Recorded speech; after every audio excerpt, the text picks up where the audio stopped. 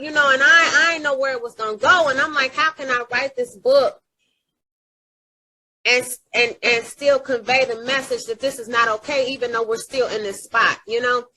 I think I did a very good job of doing that. And as a result, and my highest praise for this book is she said, I didn't know I had to change my story until I read my story. And that was the blessing for me, because it allowed her to see a way out of something that she really needed to get out of. Yeah. And I don't have the right to say that, but she has said she needed to get out of it. And can you say that one more time? The part about changing the story. Yeah, just say that one more time. That was a gem right there. She said she didn't know she needed to change her story until she read her story. Until she saw her story. Yeah, that's powerful. Yeah, so that was the highest praise for me, that it gave her power back. Hops and Stocks podcast is presented by 100 Spoke Media Group. We encourage our listeners to drink responsibly. Please note, we are not financial advisors. We do not offer or provide financial advice.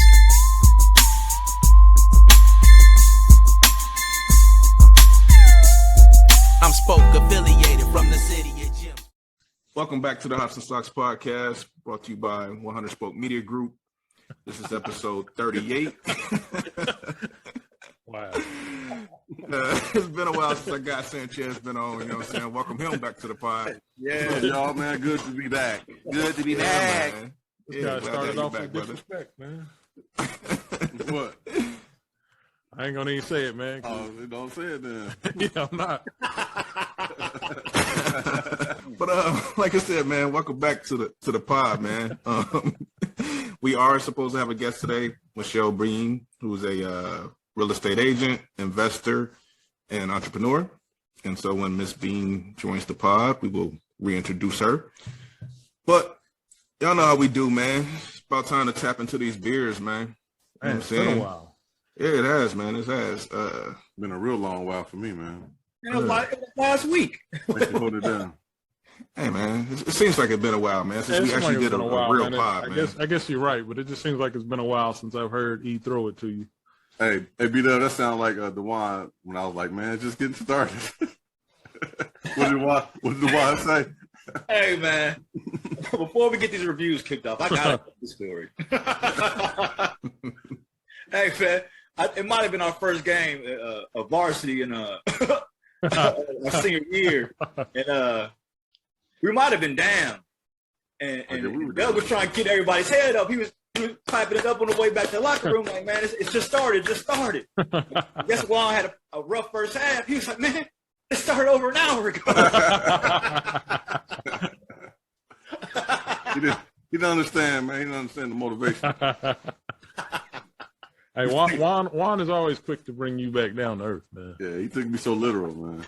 Hey, speaking of which, man, JB hit me up saying that Dre Hutt and Ja Rule said they want to hop on if they. Ja Rule? Not Ja Rule. Ja Rule. Man, I was like, shit, get him. Yeah, man, that's a good look. What are we waiting on? Someone call that man now. I'm like, shit, we'll bypass what we got going on tonight. I'm like, yeah. Right. Man, fit you in, Rule. I wouldn't be hyped for Ja Rule, man. Man, Rule to get us a couple numbers, man. Hold on. I wouldn't be you wouldn't bring Rule onto the show? Is that what you're saying? Oh, I may not want to talk to Ja Rule, man. Damn. I'll talk to Ja, man. I'll talk to him. Why you hating on Rule, man? Ja Rule, I'm not. I'm just saying, y'all so hyped for him. I wouldn't be that hyped for Ja Rule. Man. Nah, man, it'll be. You can give us some good business advice on that fire festival, man. What not to do. Yeah, what not to do. What not to do. I mean, Jeru. Y'all know Jeru. Jeru. Okay. Yeah, Jeru. He, I think he's over Urban League affairs up in Columbus. Okay. And Dre Hutt. I'm not sure what he's doing, but it'd be two separate pods. Yeah. Okay, I got you. Shell's hit me up now. Man, it is. I have noticed that like more people are like starting to reach out versus us reaching out, man. So that's always a good look when people are, wanting to join and and making the initial contact, man. It's always good, man. Yeah. But Doug, our most recent episodes have been, cats that have reached out. Yeah. Man, let's go ahead and hop into these beers, man, because this is going down a little too fast, so I want to make sure that I'm making it to the review. But what you drinking on, brother? So, yeah, you already know what time it is. Let's talk about it. I'll tell you what's in this can right here. Today we got, you see the gold and the purple. This is Southern Grist out of Nashville. I know he's very familiar with this brand right here. It's one of the guys that put me on. Southern Crisp. This is a Pilsner lager right here. You can see it. It's blonde. Somebody has some great bird work in the background, man. Huh? Somebody has some great bird work in the background. The birds too. It's chopping them up. That might be you, B-Dub. It is, man. I got a little fancy up there. Like, man, this dude got some great bird work, man. I got a It's a Tweety bird. Yeah, man. This is Southern Crisp, 4.4 in the ABV. Is that a Pilsner? It's a Pilsner. 0 IBU. I mean, it's exactly what it looks like. It's crisp. It's clean. I've had this before. Had 2 of them over the weekend. Only thing I didn't like was the price point was kind of high, but I kind of knew that going into it, and I didn't know what it was going to be all about before, because this is a blind buy for me, so I don't really have to taste it on camera, but I will. Fancy Coors Light. That's what it is. It's a top shelf Coors Light. It is though. This Pilsner, you almost get like a bread type of taste to it. It's red, it's clean, it's crisp, it's an easy reach. This is an anytime type of beer. This is barbecue, this is cards, this is game. This is, I really ain't trying to get drunk, but let me crack something. This is what this is right here. It's a friendly type beer right here. Friendly. Easy reach like that. That's fun. Definitely get us it's all around beer, all American. I get us easy 375. 375. I don't know why 375 feels like you shitting on it. 4 is, it's not great. It's not bad. It's a little bit above average. So 375. Once again, this is Southern Grist. It's a C basically on the grading scale. 350, 375 is in that C range. I could easily go 4, but 375. 375. Pilsner, Southern Grist, Southern Crisp, 375. All right. So what you got, Sanchez? Can I see the can again? That's a friendly can. the LSU. Yeah. Washington Huskies. Hey, man, it's been a while. Let me give me a proper pour. If it wasn't a frat, it'd be a Q. Yeah, I was going to say that. Look like the Q. We got some Sonder over there. Yeah. I saw that posted the other day, man. I was interested in seeing what that joint is about. Doing this shit on my laptop. This is a nice pour, though. Yeah, it's a great pour. Oh, yeah. Supposed to get some of that on Friday, but somebody pump faked us. I forgot, man. Told you to go deep. Did he It's the root beer stand, and this is a root beer float ale with a root beer and vanilla. Vanilla what? And exactly what it is. The thing about this, man, I mean, it smells so good. I've already had it, and I just want to bring it to the people. APV, it's not bending them back too far, but it's a 6.5. I'm gonna taste it like I haven't tasted it before. I like the color on there though. Yeah, it looked good. And that's good.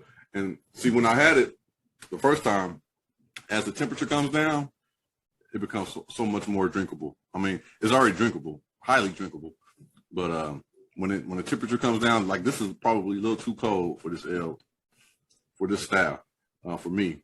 But the taste gets a lot better once it comes down a little bit. What notes does it give you? You said what? What notes does it give you? I mean, root beer. I mean, it's giving you the root beer you know, like a regular soda taste, but it's, you know, you have the ale, you have the you know, the hoppy air, you know, beer, whatever shit, whatever you want to call it. But yeah, it's giving you root beer. It's doing exactly what it says it's going to do. You taste that vanilla? Yeah, I mean, since you said it, yeah, I do taste the vanilla. It just came to me. Yeah. Does it taste like those old? Remember those? Not your father? Was it not your father's or not your grandfather's root beer? Oh yeah. Remember them joints? That was super sweet. That's super sweet. Yeah, that's not this. That is sweet. Not your father's root beer or whatever it's called. It's sweet. This gives you a hint to let you know, hey, you got a little root beer, but it's not overwhelming. Okay. I enjoy it. Sonder, once again, you know, did a great job. I would say 4.5. Oh, good brew. Might have to grab that. That's an A. That's an A right there. What's the ABV? 6.5. Yeah, I mean, you know, going in, you already have preconceived notions on what the root beer should taste like, and it kind of like it kept you in that pocket, but it lets you know, hey, you're also drinking a beer. So it's, you know, it's a good balance for me anyway. It's a good balance. Like Sonder does those. I don't know if what we had when we had the apple was the apple streusel and ale too. Yeah. No, yeah. They must do the ales really good, because when I saw the color on that, I was like, man, that reminded me of that apple color that we had. So I was already kind of, you know, getting in that mood. Like, man, that looked like it's good. I mean, it's just wild that it says new beer style. It's the root beer float ale. I guess if you're in the business, you create your own styles. You know what I mean? Yeah, it looks like it's love, man. Save me one. Yeah, I got you one over there. This is my. Ooh, yeah. It's gonna be kind of tight. He did a quick inventory and he said like.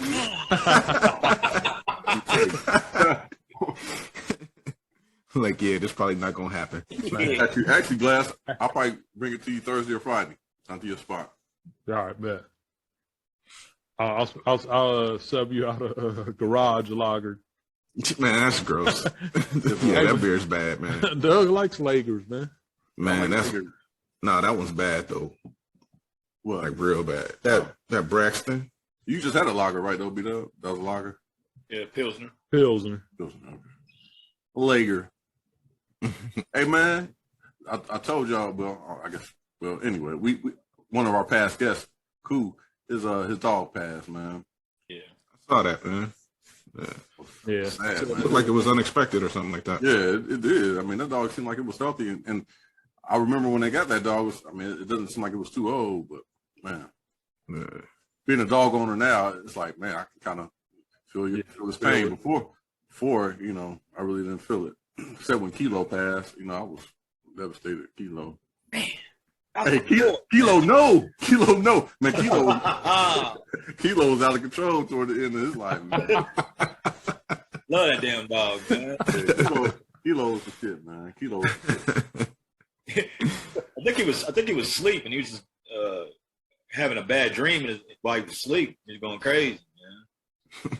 Love that damn no. That scared me, man, because anytime the owner tells me dog no like that, you may have to get out the house. What was happening? Was he coming after you or something? Nah, he was. I think he was asleep and he was having like a bad dream or something. He was just making some weird noise. I just told him to cut it out. He was a little scared of the noises. Glass, what you got over there, man? Yeah, I'll give up the glass.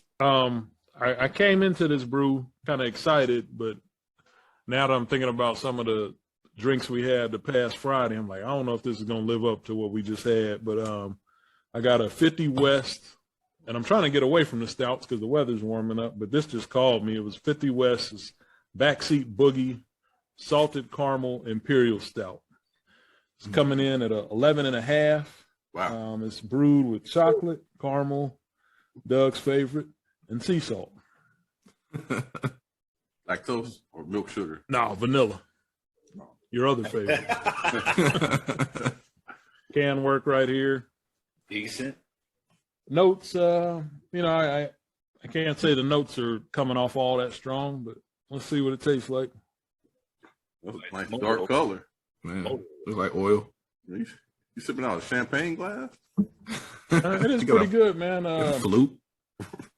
I'm getting coffee for whatever reason. I don't think they mentioned coffee as a note, but you know, the chocolate coffee note is really strong. A little bit of the caramel, not getting much salt flavor. I don't know if they nailed the notes, but I would say it's a solid 4. It's definitely you know, thick like those stouts that we enjoy, but I guess maybe it's dark chocolate is giving a little bit of a bitter note. Man, has a stout on our podcast ever received anything less than a 4? I think all stouts get 4s, man. The hell is that? I think I might have I can't remember what it was. I think I gave one a low review because it wasn't that good. I had a stout, that pecan pie that I had the other day. I wasn't too thrilled with that. You didn't pot it? Yeah, we did. Was that with Oscar? Oh, okay. Oh, so it might have still got a 4. Right, that's what I'm saying. That's what I'm saying, man. You got a 4 little off bias red. with these stouts, man. I mean, can they make it bad stout? Yeah. You mean I'll tell you one right now. That Kentucky Barrel peanut butter stout, terrible. Oh yeah, I had It's that. terrible. I didn't know you had that because I had it on the counter, but the place I went to, they didn't accept credit. You had to pay with cash, and I put it back. Yeah, leave it where it is, man. Now that would get a 3.5 for me if I was reviewing on there, man. It's trash. Like the peanut butter tastes fake, and then it fades away like really quick. Like you. Yeah. It's like you get no peanut butter on it. Right. Oh, really? Yeah. Trash. Let me go ahead and hop man. Wrap this on up. We got a little drinking time. on a. Go down. Our guest says she's kind of held up a little bit, so she'll be on around 8:10. So we got a little time. Cool. We can chop it up. Yeah, we can chop it up. I'm drinking this Equilibrium, and this is called Ambrosia Punch.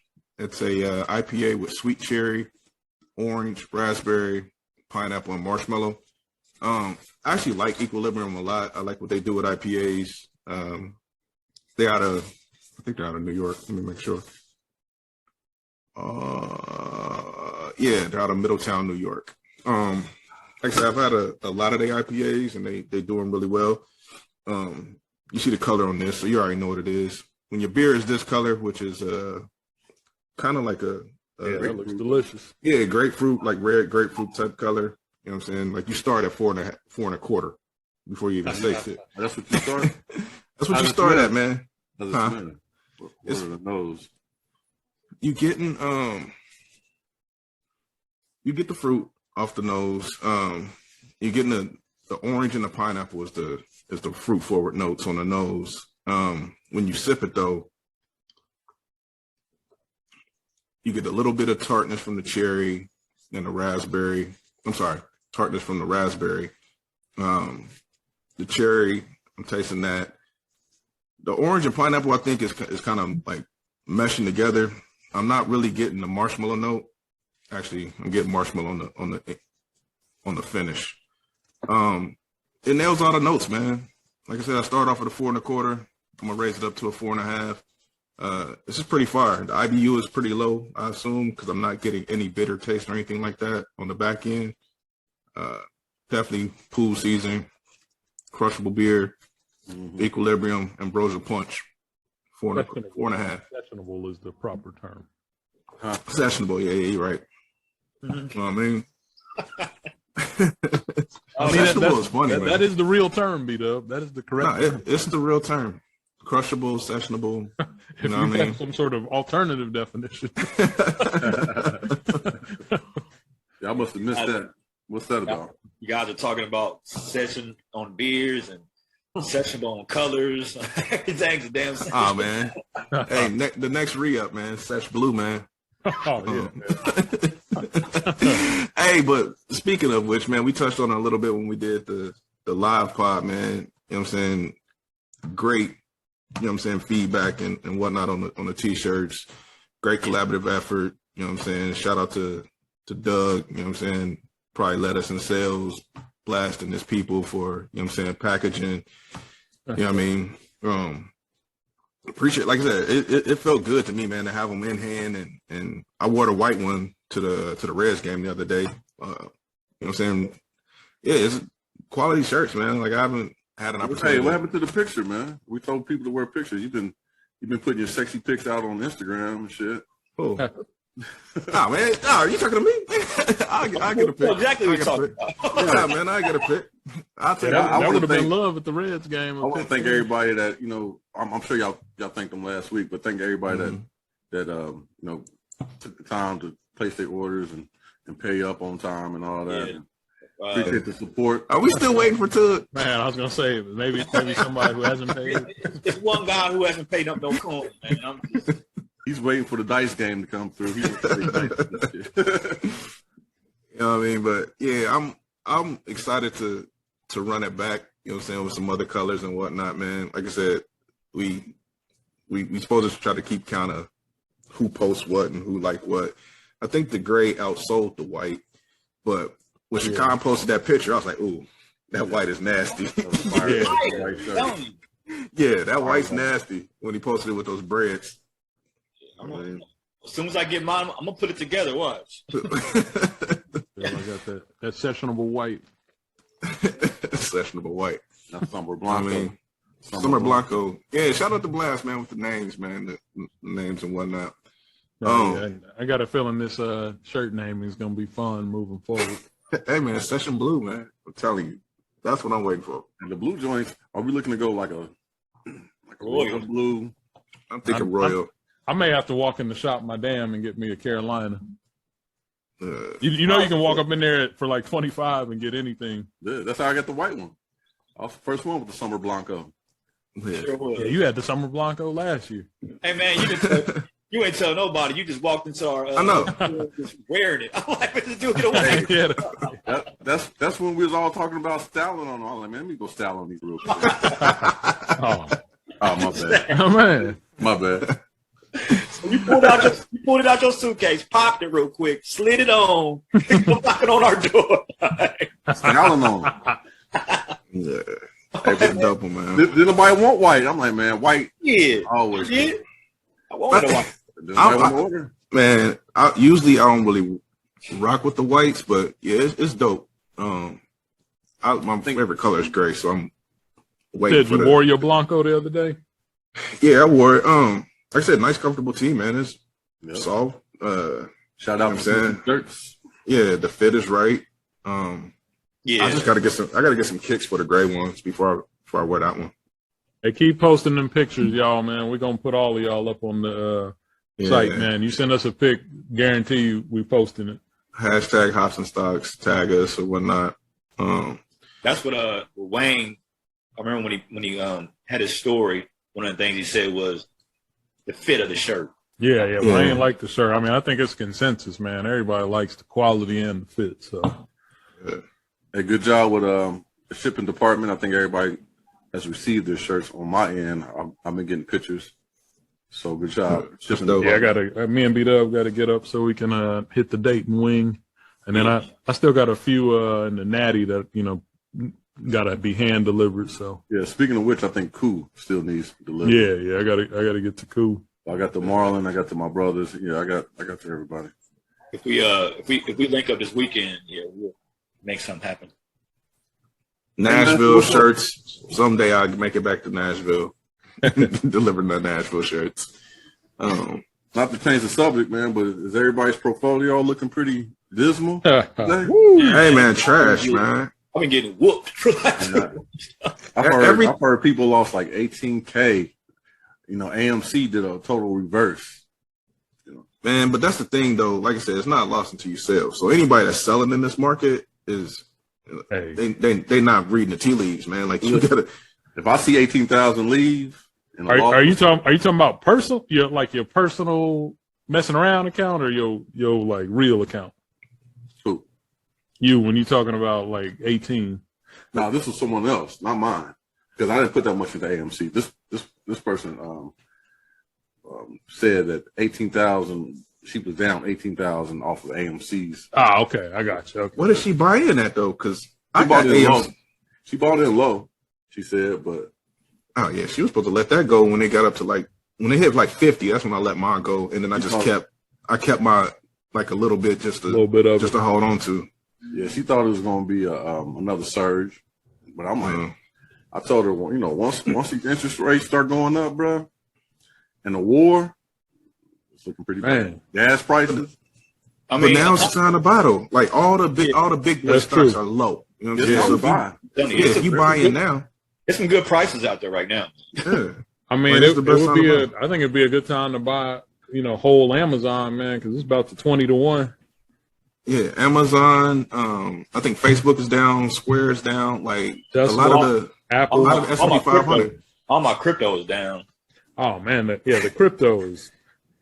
Hey man, do y'all still believe in crypto? Crypto hurt me. I mean, I don't put enough money into crypto to where it's gonna put me in a poorhouse. But you know, a loss is a loss, so I'm still like yawdy about it. Like it just seems like the news on crypto it's not to the forefront like it was, you know what I'm saying, maybe like 6 months ago. Once again, man, I don't hear it. Stadiums being sponsored by Coinbase. Yeah. Man, I just don't hear it ain't the going excitement nowhere. I still invest in it, and like I said, I'm still buying while it's low. But it's almost like you have to, man. It'd be foolish not to get in at this. Yeah, I think Bitcoin's down in the 30s now, isn't it? Yeah. I got a notification that it was at a 22-week low. Oh. Yeah, but y'all know I was the last person on the pod to even get into the crypto space, so I would probably be the first person to jump out of the crypto space. But it's just I'm not selling. I don't sell nothing, man. Like I'm not selling nothing. You know what I mean? Like I learned my lesson. I'm down stacks in crypto, and I'm still not selling. I'm like, yeah, like I'm not, because once again, like I said, it's not a loss until you sell it. So I'm not selling nothing. I mean, I want to sell. I'm gonna go ahead and name this stock right now. I'm gonna get Tilray so bad. Oh man, man! I thought you was out of Tilray, dude. I kept a little bit. I ain't realizing that loss. Man, but here's the thing: this administration was supposed to do so much for the advancement of marijuana, and it just ain't happened. Yeah, all of the marijuana is down. You know what I'm saying? I hopped into, I think it's somebody. Sundial. Yeah, somebody's son, and I bought like a ton of that shit because it was really, really cheap. And that must have been in a tank probably about 8-9 months now. And I'm like, okay, when is this whole weed initiative gonna jump off so these stocks will shoot up? And it's just they don't hit a stall. Let me tell you what I did though, man. Like the stock was tanking. So I'm like, all right, I ain't gonna sell it because I ain't trying to realize that loss. But I was like, man, I want to see some greens sometime. So I bought it when it dipped, just so I could see it a little green. Yeah. I mean, that average. That's what you have to do, man. Like you average that shit out by getting back in when it's low, man. Yeah. I did sell Tilray. I just checked my portfolio, but I ain't sell all of it. And when I left in there, it's still doing bad. Still doing bad. I thought the little piece would do something, man. He's some good prices on Matic right now.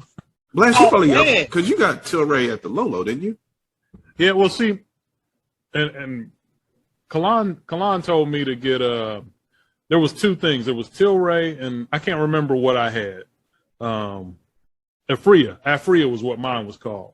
And so Tilray bought Afria, and when that happened, I got like, I don't know, a couple more multiple shares because of the acquisition or whatever. So Kalan was always telling me that Afria was the better buy. And so my pricing is based on Afria. I don't know if I've bought anything since it merged with Tilray. All of my purchases were Afria purchases at a different rate than what I think Afria was selling for, like Tilray when it was on our radar was, up in the 20s and 30s. Yeah. And I think my Afria was, I don't know, 7 or 8. So yeah, I'm at a loss right now, but it ain't at that same price. Yesterday's prices. Oh man. I love that reel, man. I wish we could have yesterday's prices, man. Yeah. I want those hey, Facebook is called Meta Platform, right? Yeah. Meta. Yeah. Yeah, it's down. Golly. Everything is down, man. And once again, like it's the time to keep investing, because I seen a meme today that was like, do you really think that Amazon, Facebook, Square, Apple going to be down 5 years from now? Yeah. I think we can all definitively say, no, it's not going to be down 5 years from now. Like these are companies that have, you know what I'm saying, weathered several storms, you know what I'm saying, over the past.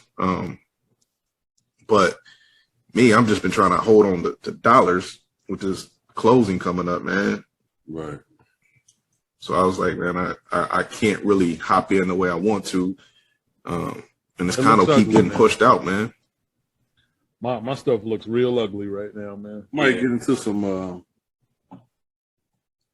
stop, what they call stop pays or stop loss. Yeah, stop losses. Yeah. A lot of it kind of evens out though, because you can write off the losses.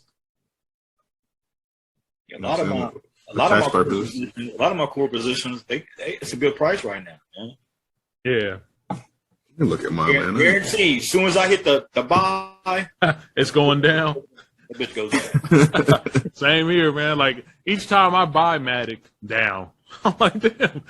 Can I get a little love out of this? It's like, hey, Blast. It's like you buy it, you set your alerts. As soon as you buy it, you get an alert. Like it went down. Man. When I was in my quote unquote like day trading phases, when I was like messing around with a lot of penny stocks, I would hop in and that mug would tank real quick, and I'm like, damn. But you only like you'll have like, you know what I'm saying, maybe $50 in there, but on a penny stock that'll give you like 1,000 shares or something. Man. Yeah. See, the thing is, I don't pay attention enough, like to even do the options and stuff like that. That's what I need to learn. Yeah, the options, it's kind of like a, my we probably need to get Kalan back on here to walk us through options one of these weeks, man. Definitely. Yeah. Kind of like a gamble. You're trying to see where it happens, but things you gotta have. If it don't cover, like you gotta have the money, right? You know what I'm saying? So you betting on future prices, ain't you? It's like a contract. Yeah. Yeah. Yeah, a good bet would have been that horse from the Kentucky Derby, though. Oh, man, no lie. His name? He had a sweet name though, like Rich Strike. And like there was two that I would say that I would have bet on if I was betting horses. It was Rich Strike and that Summer is something else, because I thought they had the sweet names. Because I don't know nothing about horses. Yeah, either. My dude at work said he bets when he does bet on the ponies. He bets on every horse. But don't you end up? Don't it be a wash? I don't know if he puts the same amount on every horse, but he bets on every horse. Yeah, that's what I was thinking too. Like it seemed like it would be a wash unless you hit on one of the crazy odds winners. Yeah. Hey man, there's my. Yeah, that's a lot of red, man. Mine was Buddy Red too, man. Bro, it's every other than SoFi is up. I got this oil company is up. Everything else is down. What you gotta do is don't look at it for like a day, man. Just to I don't like I said. I don't even freak out, man. I'm still actually, when I look at my overall, I'm still up on stuff like Tesla, Microsoft, Apple, AMC. I'm still 22% to the good. Oh, she's gone. I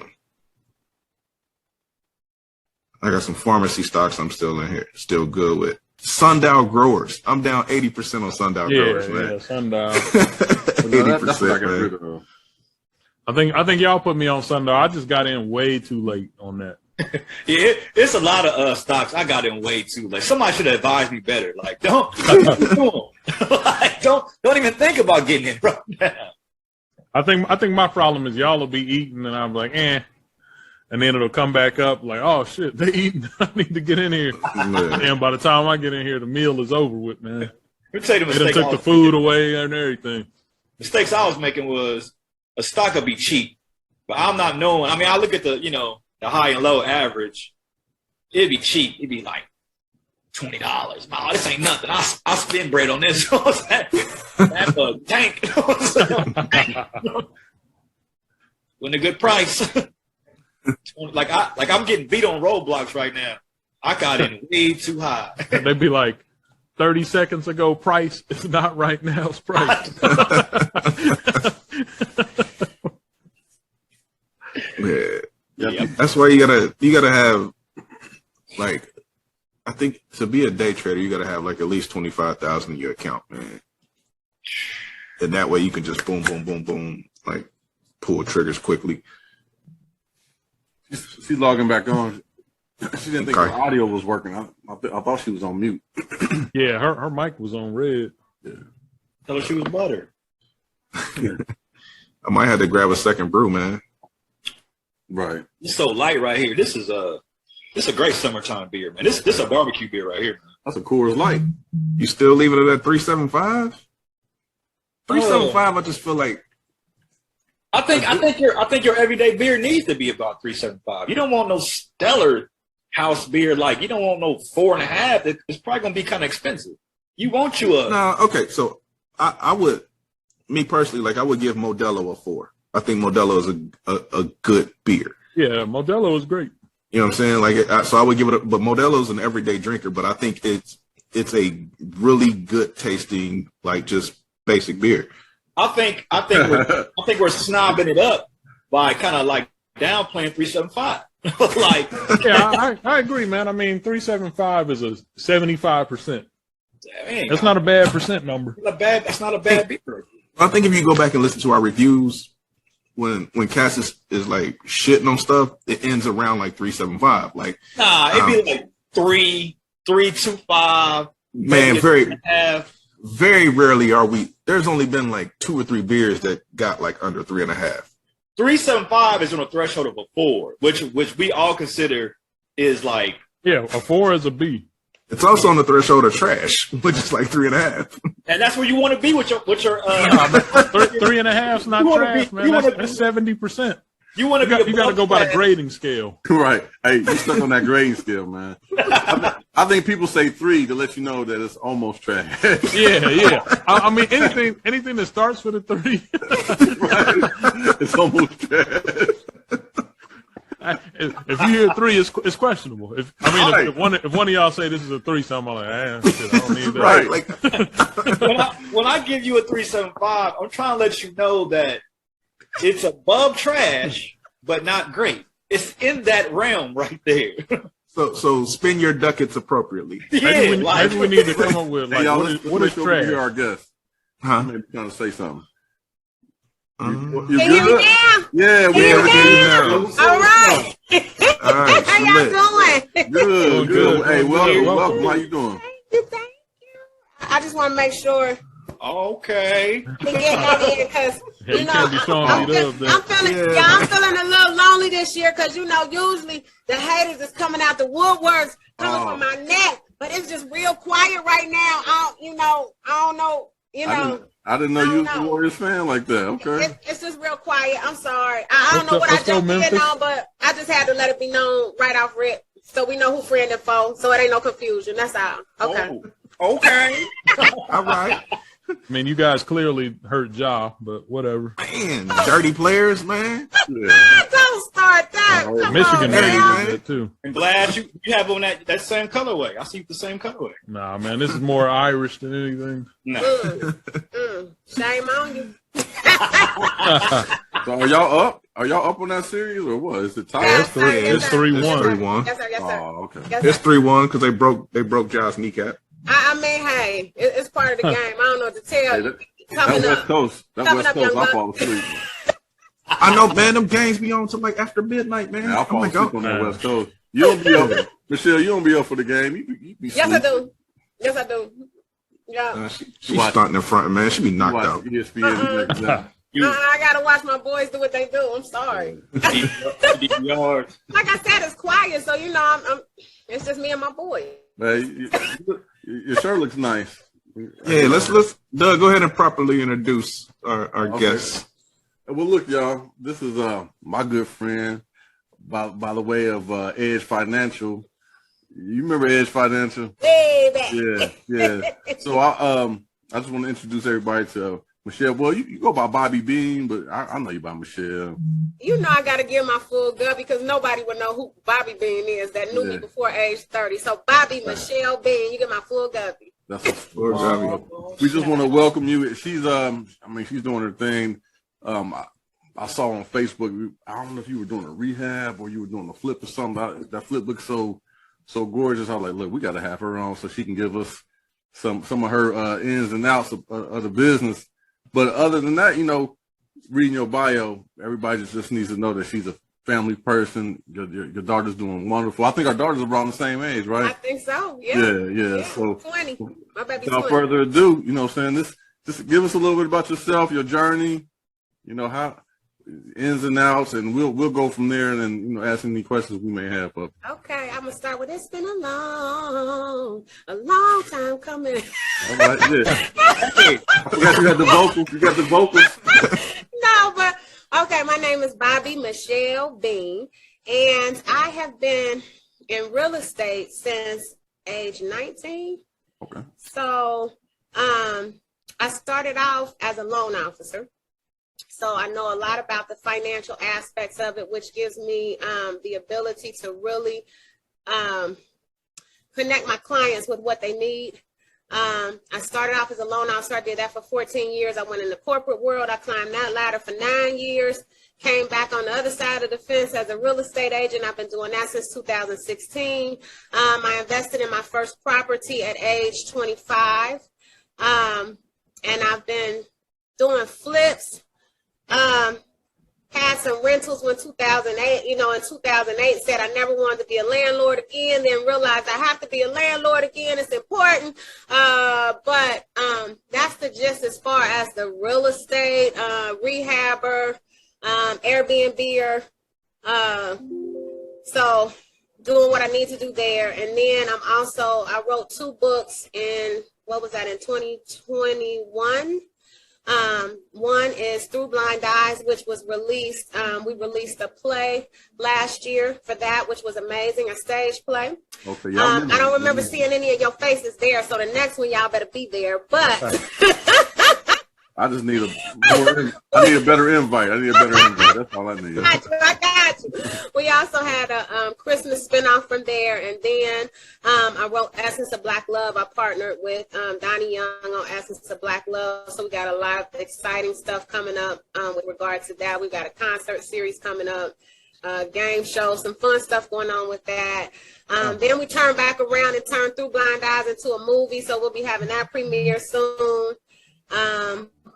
I founded the Ruth Project in 2018, and this is back to real estate. That was a movement to increase home ownership in our community by way of its women.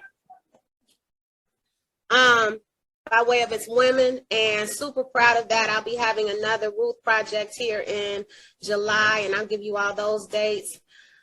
Doug, did I hit everything? I think I hit everything. I think you did. I just want to go back to, you know, I told you I was going to tell a story about how when we worked together. We got plenty. We do. But one that sticks out, every week we used to have like a sales meeting or whatever, and everybody's pipeline used to be on the board. And I was new to the industry, and you and Mary, right? You and Mary. So I had like a little cubicle inside the office. You know what I mean? Everybody had, you know, cubicles, but then the ballers had the offices on the outside with the view to the highway and all this. So you had one of those offices. But I remember every time we had a weekly meeting or whatever, we look at the pipelines, and boy, your pipeline used to be so filled up. So we'll go down, Michelle, then Mary, and you know, Doug down here with like 2 or 3 in the damn pipeline. So I just want to let you know, I was proud that you was doing your thing back then. You know, I mean, you two really, y'all was holding down that firm for real. And I just want to say, you know, I learned a lot from the hustle and the grind, because, you know, we had to do cold calls. You know, we had to get our pipeline up, but Michelle was out. Like, she's like, I ain't doing no damn cold calls. My pipeline is full. She's like, my pipeline is full. Hey, we used to leave. I used to go into your desk. I'm like, damn, let me see some files that she ain't gonna fuck with for real. I know I did. Nah, you know those loans. You don't care about little $50,000 loans. Having one of those little loans you don't care about. But I just want to say, you know what I'm saying, I could tell then that you was doing your thing, and I got out the business. So my first question is, like, when 2008 hit, how did you maneuver and navigate that whole crash? I did not. Okay. I had to reinvent. I keep it 100 all the time. So when 2008 hit, it was very rough because at the same time, so I had property. My tenants stopped paying me. Nothing was moving. It wasn't a dollar moving, nothing. And all the tricks in the book couldn't make the dollars move. So I had to regroup, reinvent. That's where Bobbie came along. I actually went into proprietary education. And so that's when that was the stint where I went into the corporate world and started climbing the ladder then. I got my master's in 2008 in organizational leadership. And yeah, so I just climbed that ladder. And then there were some shifts. You know, I was in Texas, and then I was in Boise, Idaho. I was over Boise, Idaho, Florida. I had Miami, and it was so funny because I thought they was going to relocate me to Miami and Fort Lauderdale. They told me I had to go to Boise. I'm like, you. Boise. Oh, damn. Y'all wrong. So then, but I was in Boise, Louisville, and then I took a position back here, and that brought me back because, like you said, Doug, our daughters are the same age, and I was stationed in Texas and managing. You know, I was moving a lot, and my daughter started having some identity crisis in Texas because we were the only African American people. Period. Yeah. You know? And I could not. And when she started wearing shirts that didn't fit and soccer shorts, I said, we got to go. Get up out of here. Go. So I took a position back in Cincinnati. And then like 5 months later, they were trying to move me again. And I was like, yeah, no, I'm not about to do this. In addition to that, in the corporate world, you know, I was salaried and I felt like a vampire. I never saw daylight. And that didn't mean more money. So I said, let me get back to what I do. The market has stabilized. Let me get back to what I do. And then I came back on this side, selling houses, and I love it. And there's another shift, so there has to be some more modifying and so forth and so on because the market has changed again. So the thing that I've done where I didn't necessarily say survive 2008's crash, I take from Bruce Lee, and I'm like water, so I'm very fluid. So I'm going to continue to move where the money is and do what I need to do to make sure, you know, I'm good. And in both arenas, it's my passion, and Doug knows this, my pipeline was full of us. It was full of African Americans. My passion is my people and getting the information to the people. And so it was the same thing with the education. I was able to take the same skill sets and the same passion and then drive education in the community, and then coming back to real estate, it's the same thing. So my focus has always been, I don't think any other community needs me, not to say I'm needed, but I want to add value to our community. So that's where my focus is, and it's been able to keep me going. That's what's up.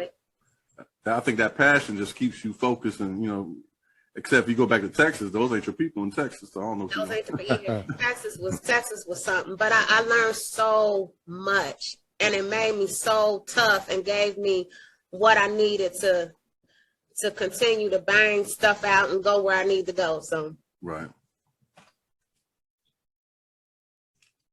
I don't know. Somebody else want to? Yeah, I was gonna hop in. I guess I'm switching gears all the way. The thing that stood out to me was the book writing and the play. I want to hear more about that. Yeah, that's the question I had too. Yeah, tell us about the books, and then tell us about the play, and I think you said the movie too.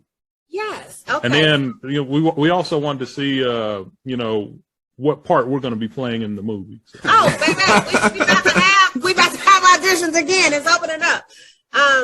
My passion. I won't be carrying no bags. Like, I don't want to be the bag man. I don't want to be the luggage guy or nothing like that. No, I got you. No, my passion again is my people, and I was presented with an opportunity. I have a girlfriend. Do you know Christine Mayo? Yeah. Anybody go to UC? Yep. So well, actually, we all went to UC, okay. except for Eric. Eric is Ohio State alum. Okay. OH. Io. Christine was. Don't do it, beat up. Oh, shit, man. Traitor. Right. Christine Mayo, she is a good friend of mine from college, and she's out in the East Coast. And I had started blogging, so I've been writing since I was 8 years old, y'all. But I was never a starving artist type, so I had to get my money right. And then I said, I know one day God will bring me back to it. So what I did, I would just continue to hone my skills by working in the church. I did all kinds of plays in the church and in the community at different schools and everything, musicals, everything. And I had gotten to a place where I had a little more free time. And so I started blogging, and Christine saw my blog on Facebook, and she called me like, I want you to write my story. I said, okay. And that was and so that was where Through Blind Eyes was birthed. She is someone who has survived so much trauma, physical, mental, spiritual.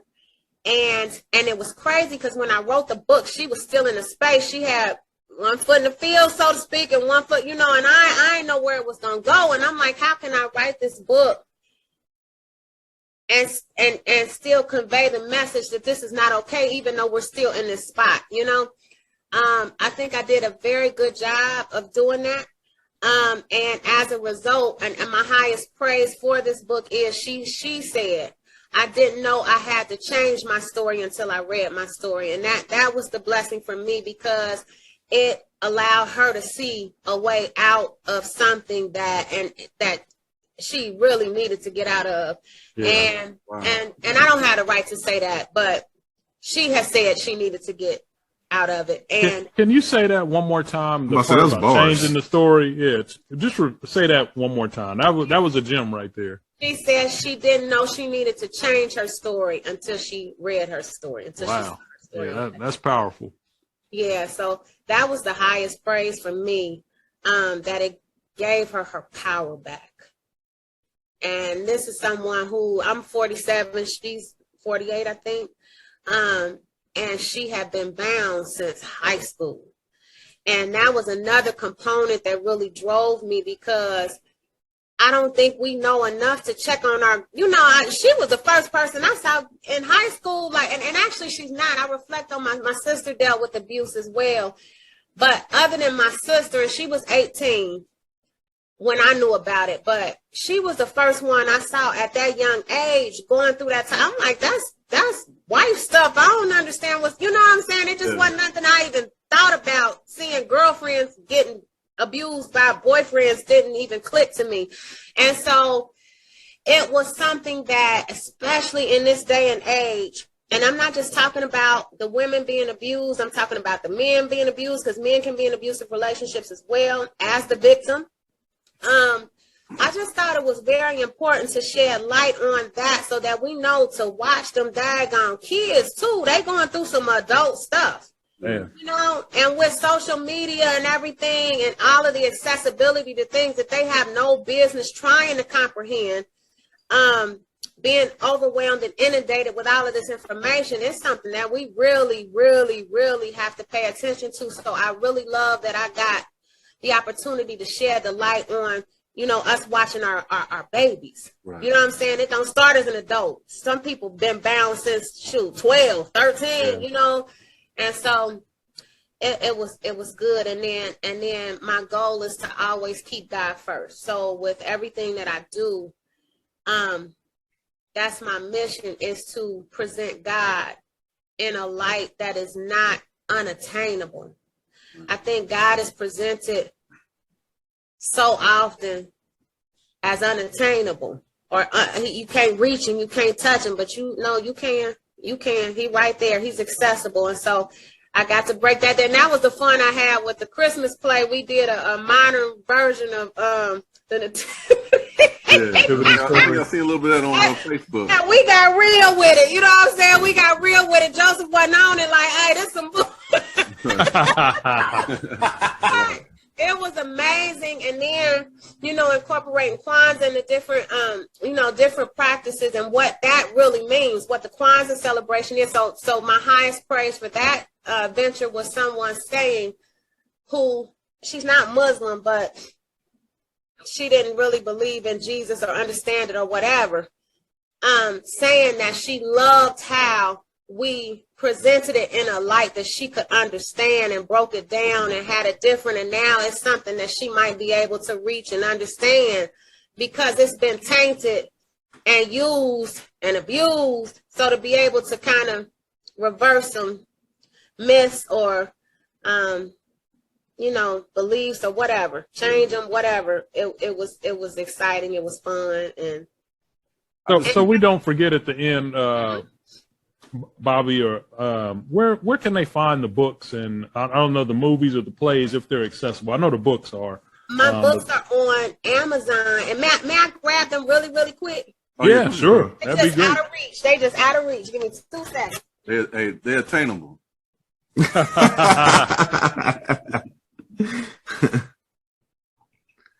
Yeah, man. She you should have seen her in the during the meetings. She used to be sitting back, knowing her pipeline was so filled up, just banking. Because everything that you put in the pipeline isn't going to close. So you need plenty in that pipeline because only a small percent is going to close anyway. Check those books out. Okay. Check the books out. Blind Eyes, and that's Christine right there. Okay. And Essence of Black Love, my co-author Donnie Young. Okay. So they are both. I know Donnie Young. Man, I did not know you was a 2-time author for real. I did not know that. Yeah, we're gonna have to pick those up. Yesterday, I was watching. I don't know if y'all watch it. It's one of my little ratchet, not even ratchet TV shows. Yeah, go on and let it out. Little guilty pleasure. I watch Trap Queens because even though they did some, horrendous crimes, they smart. They just use it for the wrong purposes. But anyway, the young lady, she was trapped in a relationship and she couldn't get out of it. And so one day she knew she was gonna come home and get beat, so she put a knife up under her pillow. She stabbed the dude. Cops came. Dude didn't press no charges. She went right back to him the next day when he got out of the hospital. Right back to him. It's a man, that abuse thing, like just taking Christine, for example, if you've been programmed, and you just look at us, we've been abused. And that's why we have so many struggles now. That's 400 years of programming us to not love us. Right. And to think that we're less than, and to think, so when you have these women and or these men who are in these abusive situations, and again, if they in one now, 9 times out of 10, they was prone to it when they was younger. It might have been friends abusing them a different way. It might have been, but your parents told you wasn't nothing, whatever. You're pre-programmed to accept these things. And a lot of times, like, for example, people think, if they see their parents showing, fighting, and they telling each other that they love each other, then they think, okay, well, that must be what love is. You fight people you love. You know what I'm saying? Oh, he wouldn't have gotten as mad if he didn't love me. That type of thing. So you've got all of these different things going on in people's minds that have been programmed for so many years, and it's just not as easy to come up out of that situation as one would think, who would not accept it. Yeah, wow. I remember this. It was this one guy. He was talking about how violent his father was, and he said his father used to whoop his ass all the time. Mm-hmm. And he said that when he had a kid, he was just like, he got his ass whooped so much, he was just like, it made him the complete opposite. He was like, I don't want that from my child, so I'm going to show him the complete opposite. So his bad situation turned out to be a good situation for his kids. Awesome. And then I would ask, and then you have to look at other, not to say that this happened or anything, but then sometimes it's another person catching it. If they haven't healed themselves, they might redirect that somewhere else. I'm not tapping on this one, but I'm gonna tap on, but it's just a lot. We all deal with crap. We all deal with stuff that programs us to behave certain ways, and kudos to the ones who can encourage themselves and stop that cycle. Yeah. That's key right there. That's key. Yeah, I saw abuse in my family when I was little, and hey, I I wish they would. It ain't going down like that. It ain't going down, you know. So I stopped. You know, no, we can't have this.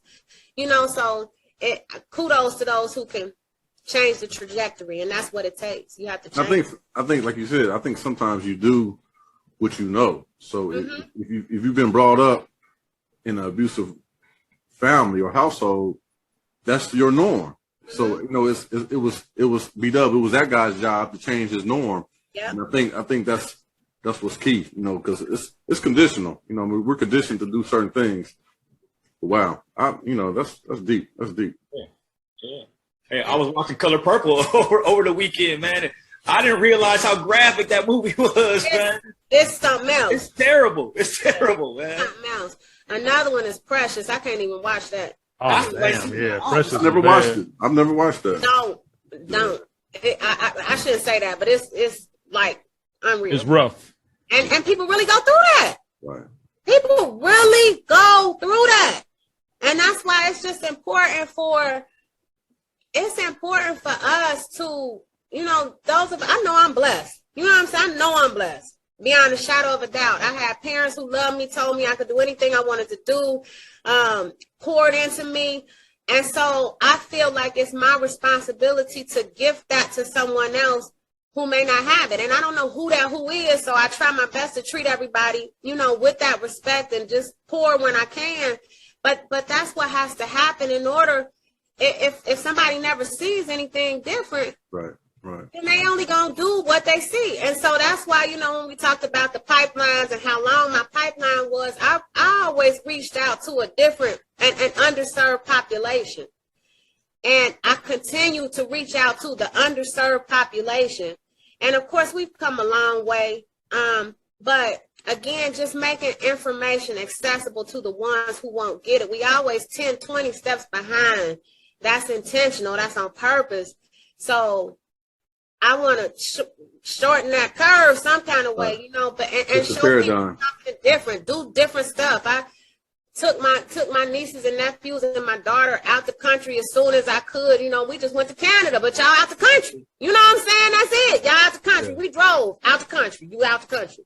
You know, just to show them something different, you know, doing stuff that we don't normally do or whatever, just to show, don't let anybody put you in a box ever. Exactly. You know, show them something different, something other than. Well, I mean, if you guys don't mind, let's shift to, you know, one of these nice rehabs you've done. What's something that you look for when you get into the rehab game? You know, what are you looking for? What are some do's and don'ts, if you will? And that one you saw, baby. And I have, let me say this right now. I have winningteamcoach.com, and you all can go to winningteamcoach.com as well. And that is actually, it's a program for investors. It's a 10-week course for investors. And again, it is fluid. It's a fluid course, meaning as the times change and the needs change, so does the information. So right now we are in a market that I've 9 times out of 10 wouldn't be able to find what I would normally look for in a rehab. When I was looking for, and one of the things that gave me a little edge, Doug, I don't know if you watched that story. I have been wrestling with that monster since February. Okay. And part of that was, and that's February 2021. Part of that was when COVID hit. Man, everybody, I can't come to work, I got COVID. I mean, everybody, so contractors was leaving me in a real rough situation, despite the contracts, despite the vetting, all of that. And it was rough. But one of the things that gave me the edge is that I take on projects that people won't normally want. So like foundation issues, structure issues. Okay. I'll take that on because I know how to handle it. You know what I'm saying? I know what needs to be done. And then you're looking at, basically, when you're looking at flipping a property, you want your cost to procure it and your cost to rehab it to be less than 70% of the after repair value. So the cost to purchase the home plus the rehab has to be less than what it's going to be worth when it's fixed. And it should be at about 70%. That's what you look at for rehabs. Now, what's happened in this market, and are any of you keeping up on this market? Well, you know, I know that rates are going up, so that's slowing things down a little bit. Well, even with the housing, so Cincinnati, y'all, is like a high. Everybody's in Cincinnati. Is everybody? No, we got Nashville. And I was in Nashville. Awesome, and it's probably, I'm sure it's happening there because it's pretty much across the globe.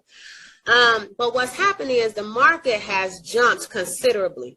So I don't know if any of you bought a house within the past 2-3 years. The numbers are so totally where in Cincinnati you could get a decent home for $135,000. You know, 3 bedrooms, 1.5 bath.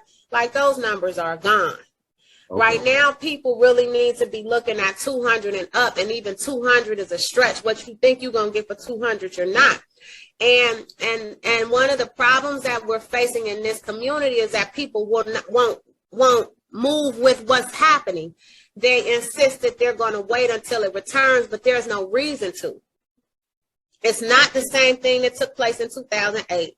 2008 had a whole lot of other stuff going on. That's not what's going on now. What's happened is Cincinnati is a destination city. So all of the work that the city has put into making this, you know, our banks is amazing. We got every pro team except basketball, which really sucks to me. But we've got every pro team except basketball. We've got the best hospital in the country. We've got companies that people want to come. We've got major companies here. UC, Xavier, best high school, Walnut Hills, number 27 in the country. Well, yes. I wondered, I was going to ask, did you go to Walnut? I couldn't remember. Yeah, your baby graduated from Walnut, didn't she? No, I took her up out of Walnut. She graduated from Princeton. I can understand, though. I understand. My baby, Lord, I said, I should have. But Walnut, number 27 in the country, there's so many drawing factors, too. Cincinnati. And they've also revamped the public schools because, of course, gentrification is taking place. So those city properties that people don't want to return to, that our community is giving up for pennies for pennies because they don't know its value or refuse to see the value in it because they refuse to catch up with the times. They have, they're charging so much, you can't have to pay this much to live in the city and then pay this much to send your kids to private school. Right. So they've revamped the school systems to where each public school has a focus based on what the major companies or drawing factors are in their community. So, for example, Avondale, their focus is science and technology because Children's Hospital and all of that stuff is there. Mm-hmm. Madisonville is agriculture. They have a farm. They farm. You know what I'm saying? So it's like every community every public school has a program that matches what their community is known for. Withrow's program, not to cut you off, but Withrow's program, you're right. Withrow's program is business. So it's business. Everything is business oriented and all that. Yeah. Even though we got some work to do. That's okay. To really make it a business-like. But, yeah. We always do. We were just at a seminar at Withrow, or just did the realtors were out there doing a seminar at Withrow. So, so people have to realize that the old Cincinnati is gone. And then you have to then strategize according to what you're working with now. So back to your question about what you look for in flips, and my response being it's not necessarily there anymore. Now it's more of a long game. I could do short game before. You could do the short game. You could get it, flip it in 6 months, whatever, and be on to the next. But now real estate is so hard to come by. You want to hold on to anything you get because you are fighting hedge funds. You are fighting all of these investors that's paying cash and all of it, because everybody's hands is in our pockets, because even though we have gone up quite a bit, we're still one of the most affordable places in the United States. So now your game is to get a hold of something and you playing the long game. So yes, you might rehab it. I have one in Mount Airy that I'm working on now, and I could turn a quick $50,000, $60,000 profit, but it's not in my best interest to do so because that $50,000 or $60,000 is not enough for me to pay cash for the next thing that I will have to buy. to keep that money going. So now my focus is passive residual income. Okay, so just renting it out or Airbnb. Yeah, passive residual or group home. I'm looking at the different options, and that's really what everybody's mission, in my opinion, needs to be right now is passive residuals. And I also gotten into crypto, thanks to my other half. We were just talking about crypto before you got on. Baby, we about that'll be part of the Ruth Project. The Ruth Project, let me give y'all that date. The Ruth Project will be Goody. I wish I could keep all this stuff in my head. The Ruth Project will be July 16th. Yeah, I'm chilling. I had it on mute. Okay. The Ruth Project will be July 16th. It's going to be at the Madisonville Recreation Center, and it'll be from 10 to 1. And part of what we're going to talk about is how you make money in 2022. And part of that is going to be crypto. And one of the things that I'm really excited about is these bots. And we're going to get into the bots and how you can make money without having to lift a freaking finger. And it's actually tried and it's true and it's proven. And being able to really bring that passive residual in without having to put in all of the work of a rehab and so forth and so on. You wrote that date down? You got that date down, be done? Yeah, you said Madisonville. That's where my my people from Madisonville. So okay. We did, yeah. Okay, and that's awesome. And then also part of it will be because again, like I said, I'm fluid, and God is shifting me into a different space. I had the opportunity of selling a commercial building to a young African American woman like a month or two ago. She bought a 3,800 square foot daycare. Okay. I've seen that too. And everybody on it was black. Yeah. I mean, everybody on our side, you know, her loan officer, everything, and she's actually the president, Angelica Johnson. She's actually the vice president of the SBA, but making that accessible to us, you know, we don't know, and it was actually really easy because she already had her stuff together, you know. But if you don't know what stuff you need together, you don't know how to get to it. Yeah. So being able to show people different ways, so I'm kind of shifting a little bit to the commercial and development. You know, I've got Hale Avenue Townhomes coming up with the Avondale Development Corporation. So those will be, I think the first one will be completed in August. It's set to be completed in August is the projection date. So super excited. And they've got, that's phase 1. We got phase 2 and 3 coming with that. We've got, you know, getting into development. Yeah. So we're looking at, and that might mean that we have to pull resources. That might mean we can't do it on our own. Exactly. And that's okay.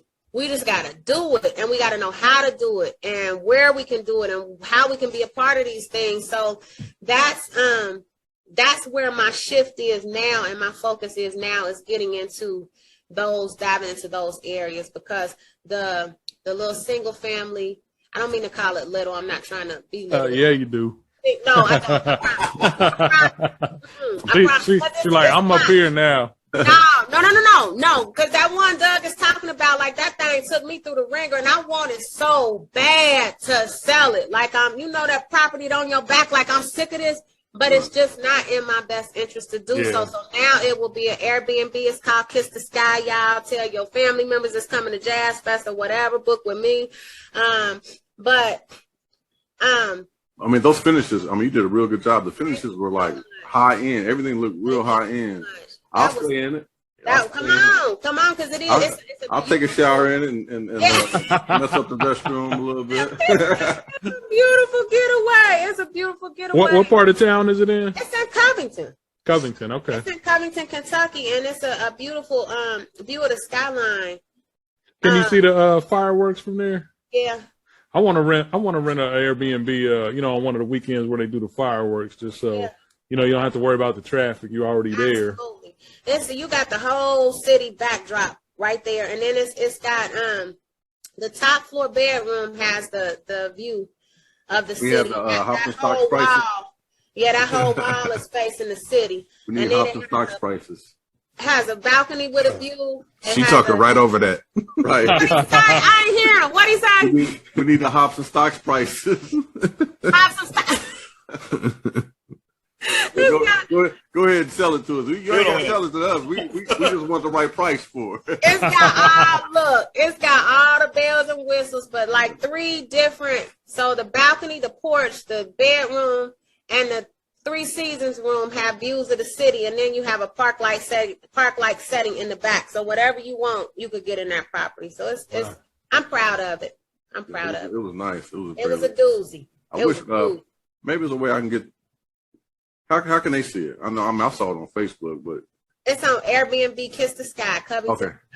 All right. Yeah. Kiss the Sky, Airbnb, and it'll be added to my website. My website is bobbiebean.com. Okay.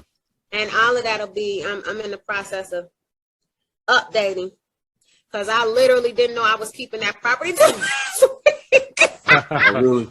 You thought you I peeped it at the very beginning of the interview. You said you have to be a landlord, and I guess that's kind of going to what you're saying about Airbnb and stuff like that.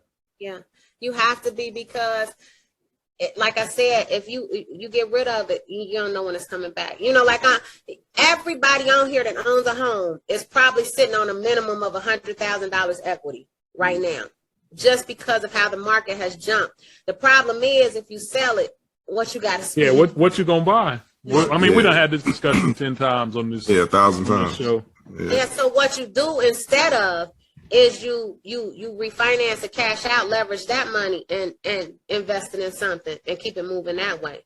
So it's just about, again, fluidity, and you move with the money, you move with the market, and all too often we don't move with the money, we stuck. And one big thing I want to convey, all of our family members that are still in the Avondale, Evanston, Walnut Hills, those places that, again, we refuse to see the value in, please see the value. See the value. Stop letting them properties go for nothing. Or if you want to let it go for nothing, call me. Right, that's one of the biggest issues with our community is we wait for people to tell us how much it's worth. Absolutely. You know what I'm saying? And by that time, it's too late. You're like, y'all don't let Granny's house go for $30,000. Right. They coming in and selling it for $300,000. 300. Yeah, like they don't.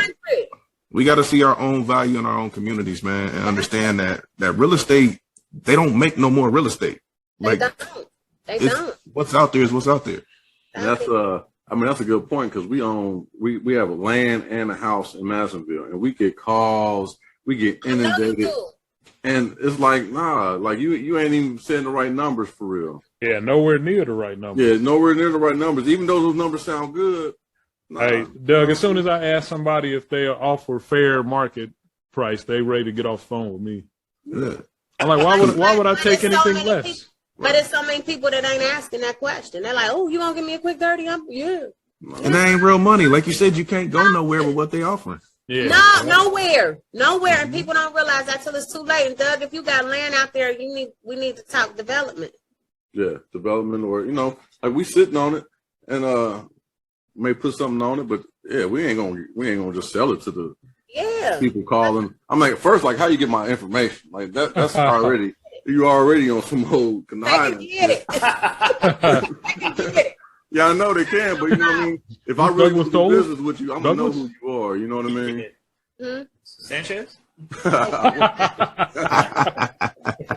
Definitely consider, I love to talk to you about that and just explore what your options are with that, because the more information you have, the better decision you can make to do whatever you want to do with it.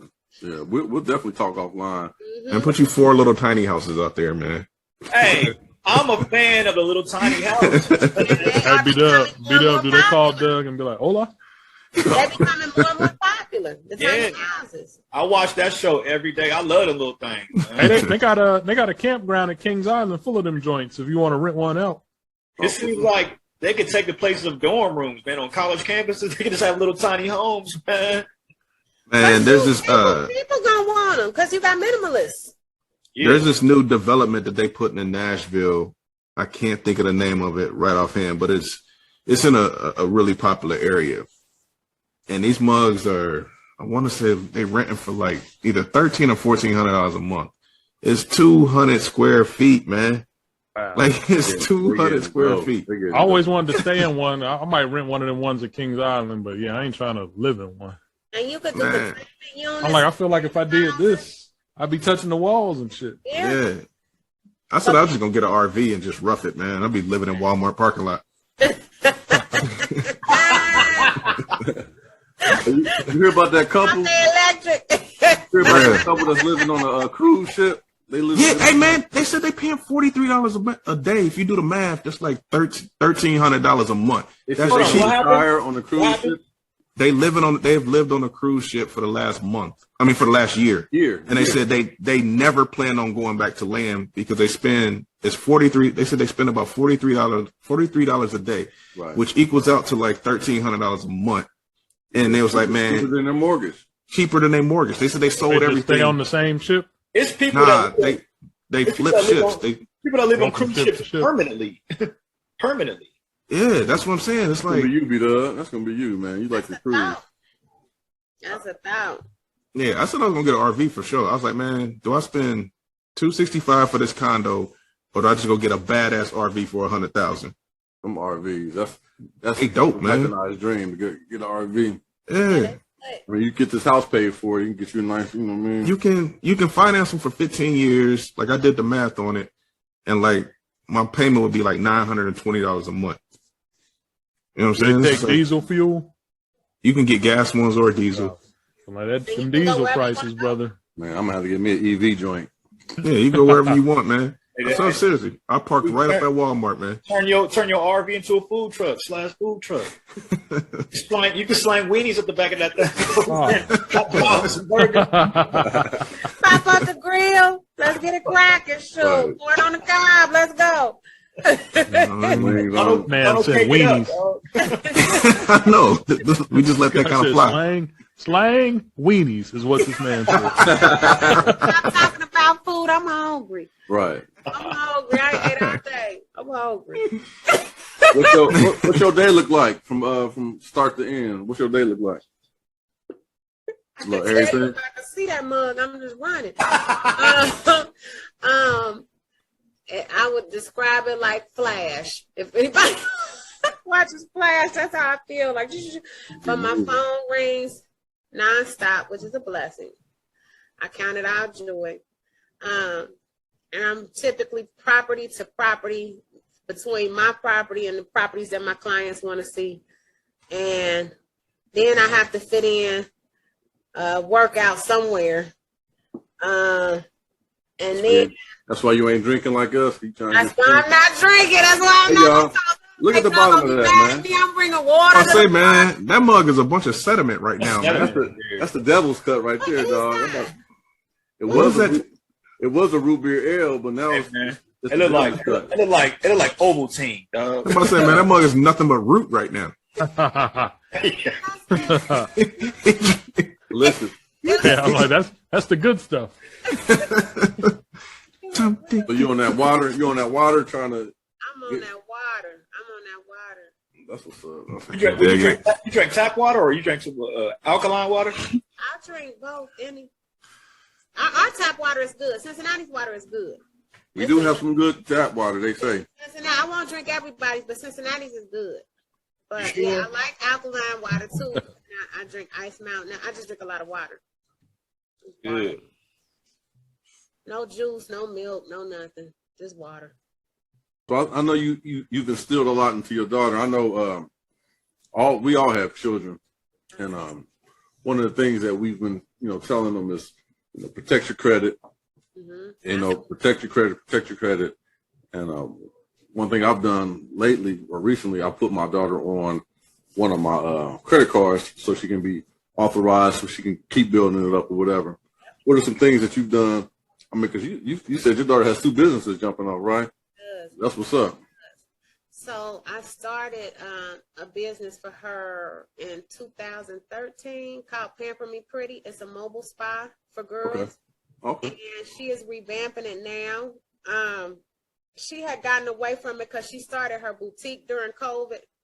Her boutique is Plastics Boutique, Plastiks. And she's got the cutest stuff, but she started that during COVID, so her focus was that. But now now that she's gotten that going, she's now revamping Pamper Me Pretty and bringing that out Back Out, and that's a mobile spa for girls. So she comes to you and sets up the spa and everything, and do the nails and the feet and play little games and makeup and all of that good stuff. I got 11-year-old. She about to turn 11. Yeah. I'm gonna hit her up. It's fun. It's a lot of fun, and they'll tailor it to the baby's age, to the girl's age. She is having that launch she's having the relaunch in June, so I'll get y'all that information out as well, because she's doing a big party for it. And the thing that I instilled in her, she was able to see it, firsthand, because it was just she and I. Her father was incarcerated her whole life until age 17. From in and out to age 5, and then gone till age 17. So she just saw me going, balancing, juggling, managing. And then my mother, of course, she was able to retire. I said it was 51. She's telling me now 49. So she done screwed me all up, because I wanted to give her 1 year. I wanted to do about 50. Right. Anyway, she like 49. I'm like, I don't know if I'm gonna make that one. But anyway. Because you want that money. You want that money. I'm working on it. But there were just certain practices, that work ethic that she saw, and that's what I instilled in her, putting her in dance at an early age. She's been dancing since she was 3. She traveled the world dancing. You my hype. You my hype man when I dance. Absolutely. You my hype man when I be out there. We ain't been out there since COVID, but yeah, you my hype man. Go girl, go girl. But keeping her committed to those things that she's passionate about. And my prayer every single day since she has been born, my prayer, because like I said, my passion was my writing, but I couldn't do it because I had to get that money. But my prayer was that I would have a foundation so that she could pursue her passion and not chase money. And God blessed me to do that. So, I personally, and this is no offense, this is just my personal opinion. I'm so tired of hearing that our children need to start at square one and pull themselves up by their bootstraps and do that. Now, why? Help me understand why. It ain't no way in HELL that I work this hard for my baby to have to start at square one. It ain't gonna happen. It's not gonna happen. So other people don't do that. Right. I'm sick of that. It's not fair. Don't nobody else start at square one. So we stay at square one. We just at square one. That's what we just gonna be. Yeah. But the purpose of working so hard is so that the next person can be able to make that count for something and take it further. That's how you progress. You gotta. So that's why I said, when I thought my mother retired at age 51, my job, my responsibility to her, I owe it to her, is to retire at 50. You know what I'm saying? Like, if I can just get one step better, I feel like I did a service to my parents, just one step better. And so I wanted to make sure that she had that opportunity, and I said, make it count. And by her seeing what I do, I take her to work or talk her through stuff, make her be accountable for stuff. If something went wrong at school, you need to document this. You need to, this is what you need to do. I want to see this in writing. I want to see what you're presenting to them. I want you to try to handle it. Then I'm going to come in. So that type of thing, holding her accountable to holding people accountable to her success. Right. And there's nothing wrong with that. There's nothing wrong with you instilling those skills in her so she can take it to the next level. Absolutely. Then it becomes generational. It becomes generational after that. Absolutely. So yeah, that's step one stuff. Like you said, what you working so hard for if she gotta be on step one. Ain't no way in HELL. Now they have to appreciate the fact that you worked so hard to put them on a couple of steps. But absolutely, they should benefit. They should benefit from, because like Glad said, everybody else does. You know what I mean? Everybody else does. That's why the other communities have a stronger. They have more power. We got money. We ain't got a lick of power. We got money that we can't wait to spend. We ain't got a lick of power. No, I want my baby. I talked to her about crypto. Shoot, she was in it before I was. Like, why you ain't tell me? What? It's the long game. What you doing? We've been playing the short game for years. We gotta play that long game. We gotta play like, how are you gonna position yourself where some of the debt that I had, you may not have. Absolutely. So you can use that money for something else. You know what I mean? Yeah. Absolutely. I did not force college on her. Yeah. She started, and then when COVID hit, you know, she was like, I can't do the online. She didn't want to do the online. And then she said, you know what, I want to focus on this. And then when you look at what the world is doing with technology, the way it's going like this, some of those things that you're learning in a traditional 4-year college, and I'm not saying that that's not the thing to do. I'm not saying that by any stretch of the imagination, but there are so many more things that can be done to where if that's not that person's thing, then they don't have to incur that debt. No.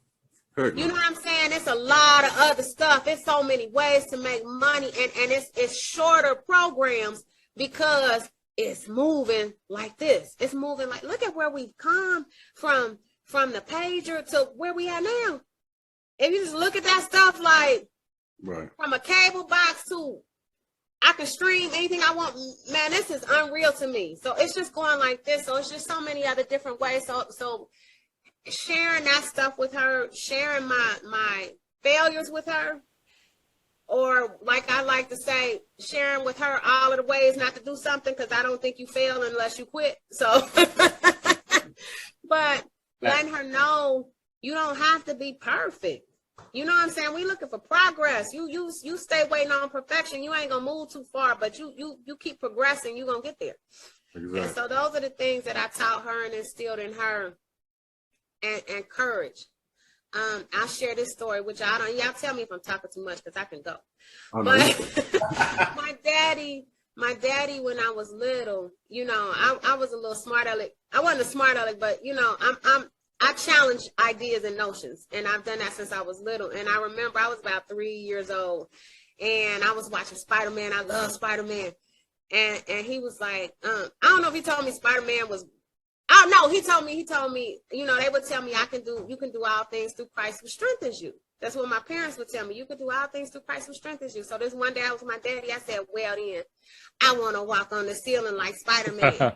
So he picked me up by my ankles, flipped me up. And when my mama got home, she saw footprints on her ceiling. She didn't understand why, but she wasn't too happy. But he allowed me to walk on the ceiling. And so I did my best to create an environment where my daughter could walk on the ceiling. And I tell other people that they can walk on the ceiling and try to give them the tools and the resources necessary to be able, you know, I try to give them their webs. Like, here you go, here go your sticky web, you know. So that's what I've tried to do. And really, when a person believes that, you know, like I do, I suffer from delusions of grandeur like a mug, but you'll never see me stagnant. Because I believe I can do anything and everything through Christ who strengthens me. That Amen. That's it, and that's all. Period. And can't nobody else tell me nothing different.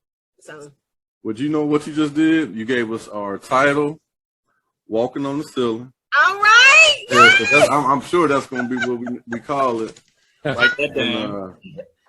And you've been a pleasure. I just want to make sure nobody else has any other questions, and we can wrap it up. But you've been a pleasure. We thank you for your time. Yeah, appreciate you for sure.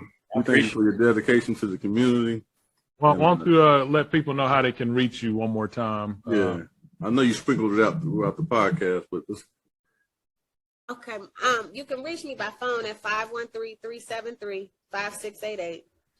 And then I've got BobbieBean.com, so you can always go there. And like I said, I'm modifying that now, or updating that, excuse me, so you can go see what new things are coming up. So I'll have all of those events that are coming up. I will have that at BobbieBean.com. That's BobbieBean.com.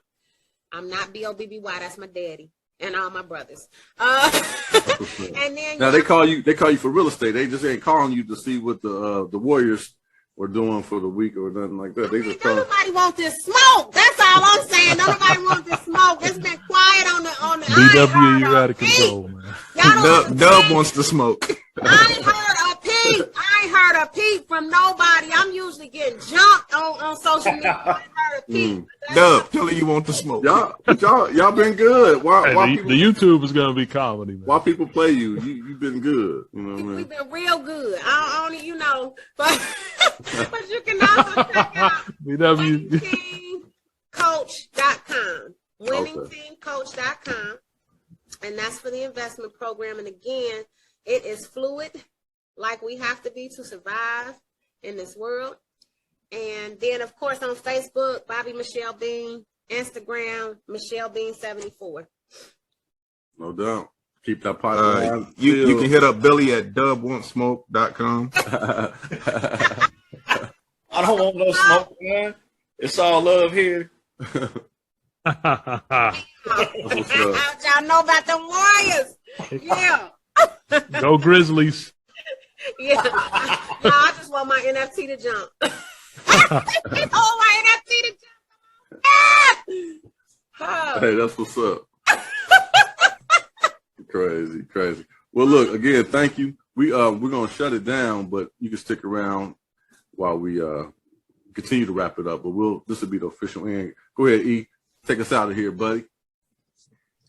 Hey, once again, we want to thank y'all for joining the Hops and Stocks podcast. This is episode 38. Signing off. We out. Be a shell of a man if we ever depart. From my heart to I'm riding with you. I'm riding with you.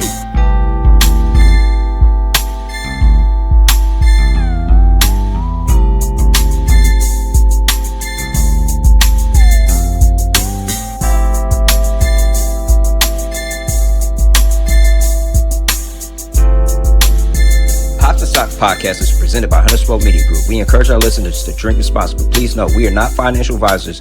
We do not offer or provide financial advice. Trademark copyrighted by Untitled Media Group.